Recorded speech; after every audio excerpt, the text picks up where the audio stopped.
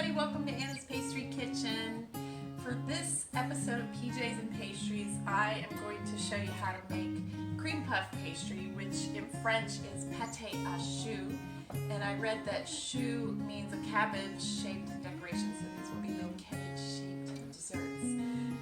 Cream puffs do not require a leavening agent like baking soda or baking powder or yeast, but instead it's sort of a high moisture dough that uses steam to make the dough rise. It's a fairly simple dough. So right here I've got 1 cup of water, half a stick of butter, a 1/4 teaspoon of salt, and I'm getting ready to add 1 cup of flour, all-purpose flour. So here we go. I'm gonna pour that flour in, and then I'm gonna stir the dough over about a medium heat. It's gonna pull together into a ball. And after it pulls together into a ball, we're going to keep stirring to dry it out just a bit.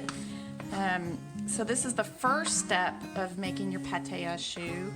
And after we pull this off the heat, which I'm going to keep stirring it a little longer, but after we pull it off the heat, we'll let it cool off, and then we'll put it in the mixer and we'll mix in 4 eggs one at a time. But right now we're just making the dough ball, and you'll see right here I've got the pan with parchment already for baking them off later. So you want a layer of parchment on your pan to keep them from sticking, although I don't think they would stick.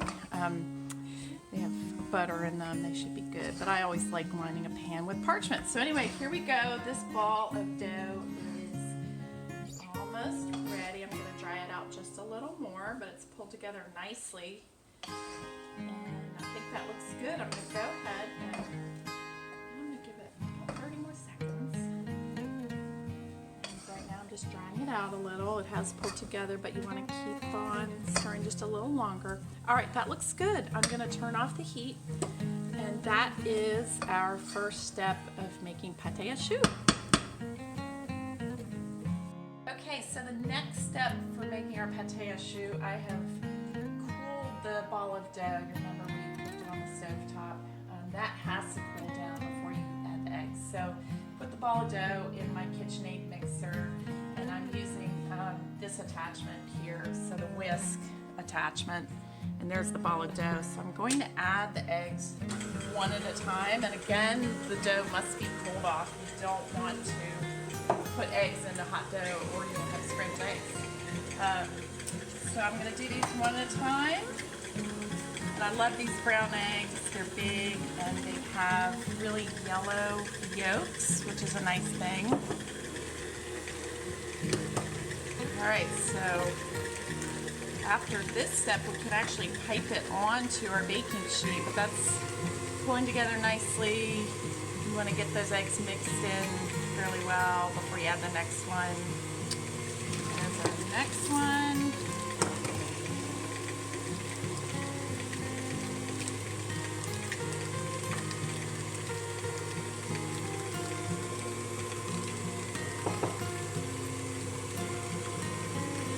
All right, our last one. When this is done, I will go ahead and scrape the sides down, probably give it one more little mix. I don't have my spatula with me, but that's what I'll do. I'll scrape the sides to make sure it mixes in nicely, and then we'll pipe it on a baking sheet. Alright, so that is step 2 of making your pate à choux. Okay, so here we are, step 3 for our cream puffs.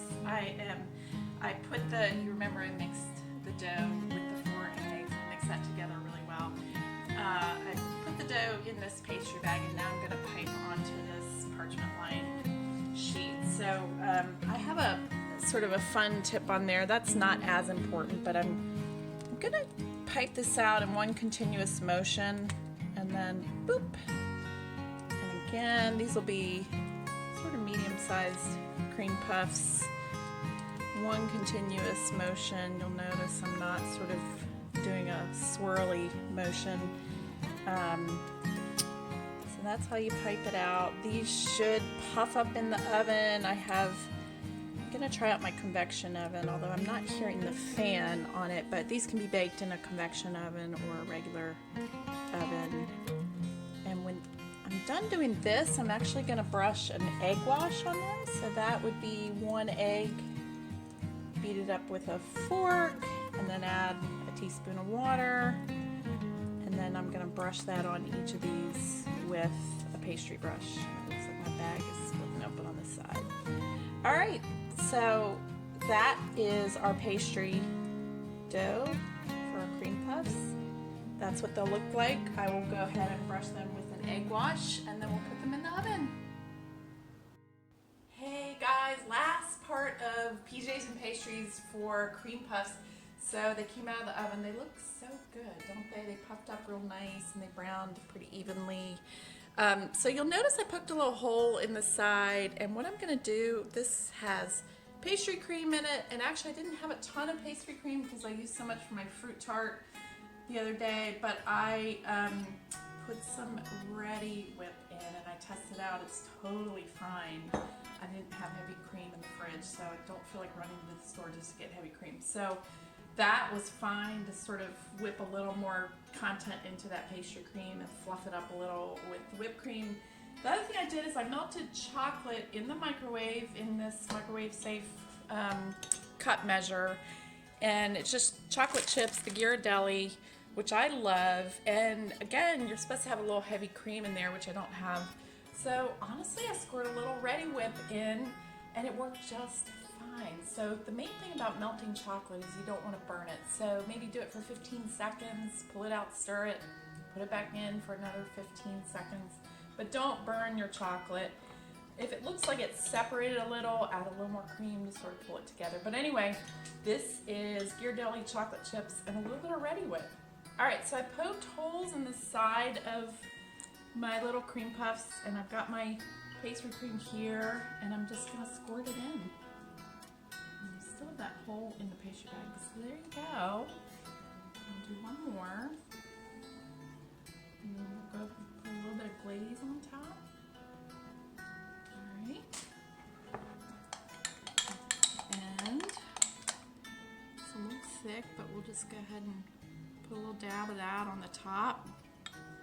I'd like it if it was a little thinner, but I think no one's going to complain about thick chocolate, right?